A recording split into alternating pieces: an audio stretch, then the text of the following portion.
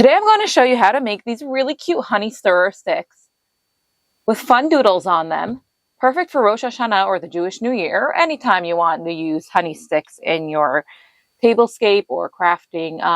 The idea of this is that kids of any age can make these. They are really simple. You're simply using markers. Now, as far as markers are concerned, these are the markers that I'm using. These are from Ohuhu. This particular set has a dual tip and a good range of colors at an affordable price point, but you can really use any markers, and yes, that includes Sharpies. So I'm going to do a test one just to show you how different markers would have different effects.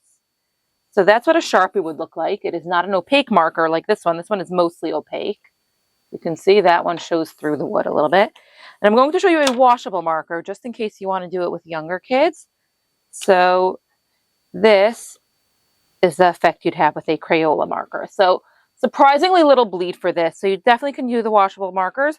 I'm going to demonstrate it using paint markers for the simple reason that I really, really love the effect that it gives, the opaque fun effect. So like I said, you can definitely switch it up and use Sharpies or washable markers, especially if you're doing it with, younger kids.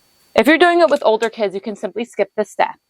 If you're doing it with younger kids, what you're going to want to do is tape off any parts that are likely to touch honey, because you're not really using food safe materials.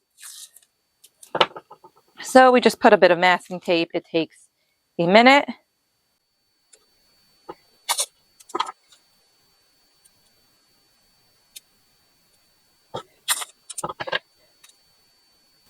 And we're still leaving a generous handle to decorate. Now, again, a note on this honey stirrers.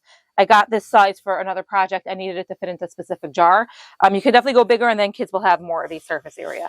Now, my best tip for painting this is choosing a simple color palette. So we already did blues and greens and purple. So let's go with oranges, because why not?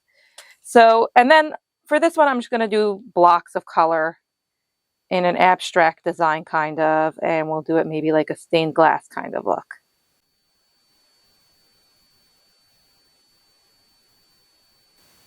Now the idea of this is for kids to sit down, relax with it, enjoy it. Not to worry too much about the right or wrong way to color it or the outcome. It's supposed to be a very relaxing coloring craft. We'll bring in some yellow.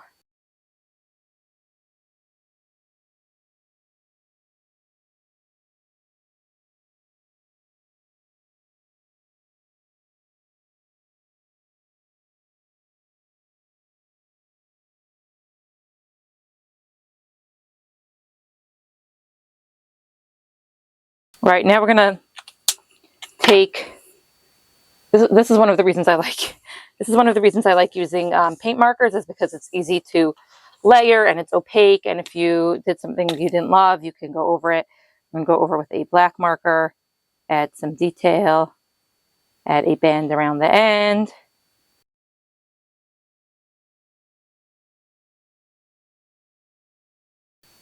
And this one's going to be a little more challenging, especially since I'm working up in the air. You wouldn't be doing that. You would be working on a surface, but I get better filming when I'm doing it like this. And we created a band over there.